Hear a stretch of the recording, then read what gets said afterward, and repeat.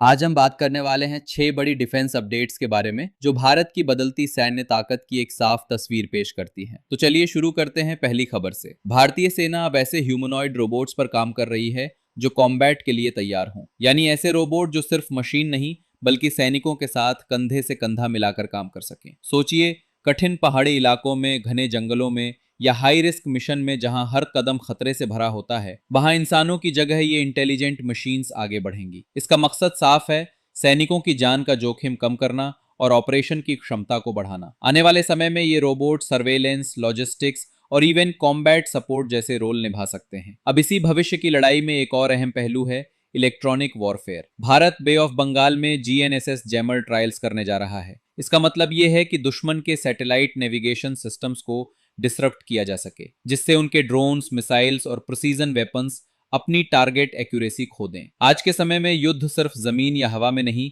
बल्कि सिग्नल्स और डेटा के लेवल पर भी लड़ा जाता है, और इस क्षेत्र में भारत की ये तैयारी बहुत महत्वपूर्ण मानी जा रही है। अब बात करते हैं एयर डोमेन की, जहां एक बड़ी उपलब्धि सामने आई है। डीआरडीओ का उत्तम एईएसए रडार अब तेजस लिमिटेड सीरीज प्रोडक्शन 2 और लिमिटेड सीरीज प्रोडक्शन 3 पर एक्सटेंसिव फ्लाइट टेस्टिंग पूरा कर चुका है। ये सिर्फ एक तकनीकी माइलस्टोन नहीं है, बल्कि ये दिखाता है कि भारत अब एडवांस्ड रेडार सिस्टम्स में खुद पर भरोसा कर सकता है। बेहतर detection range, multi target tracking और हाई रेजोल्यूशन सेंसिंग जैसी कैपेबिलिटीज इस रेडार को बेहद खास बनाती हैं। सबसे बड़ी बात, इसमें लगभग 95% इंडिजीनियस कंटेंट है, जो आत्मनिर्भर भारत की दिशा में एक बड़ा कदम है। इसी एयर पावर से जुड़ी एक और दिलचस्प खबर सामने आई है। तेजस मार्क 2 और राफेल के बीच तुलना को लेकर चर्चा तेज हो गई है। तेजस मार्क 2 को इस तरह डिजाइन किया जा रहा है कि वो सिर्फ एक हल्का फाइटर न रहकर एक पावरफुल मल्टी रोल प्लेटफॉर्म बने, जिसमें AESA radar, advanced avionics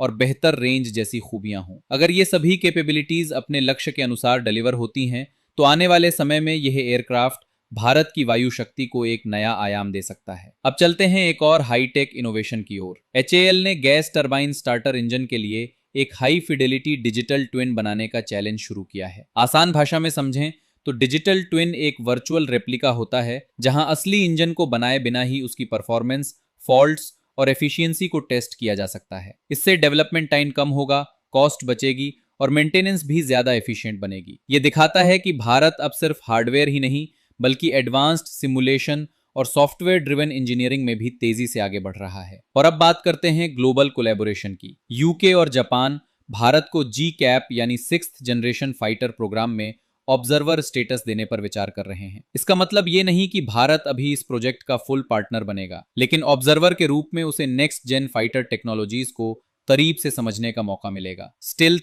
AI driven combat systems और एडवांस्ड सेंसर्स जैसी टेक्नोलॉजीज में इंसाइट मिलना भविष्य के अपने प्रोजेक्ट्स जैसे एएमसीए के लिए काफी फायदेमंद साबित हो सकता है। इन सभी खबरों को अगर एक साथ देखें तो एक साफ तस्वीर बनती है। भारत अब सिर्फ डिफेंस इक्विपमेंट खरीदने वाला देश नहीं बल्कि खुद एडवांस्ड टेक्नोलॉजीज डेवलप करने वाला एक मजबूत इकोसिस्टम बना रहा है। चाहे बात रोबोटिक्स की हो, इलेक्ट्रॉनिक वॉरफेयर की, एडवांस्ड रेडार्स की या नेक्स्ट जेन एयरक्राफ्ट की, हर क्षेत्र में एक स्टेडी प्रोग्रेस दिखाई दे रही है। तो यही थे आज के मिशन ब्रीफ के खास अपडेट्स। अगर आपको ये वीडियो इन्फॉर्मेटिव लगा हो तो इसे लाइक करें, कमेंट करके बताएं आपकी राय क्या है, और ऐसे ही डिफेंस अपडेट्स के लिए चैनल को शेयर और सब्सक्राइब करना बिल्कुल मत भूलिए। मैं मिलता हूं आपसे अगले वीडियो में। जय हिंद।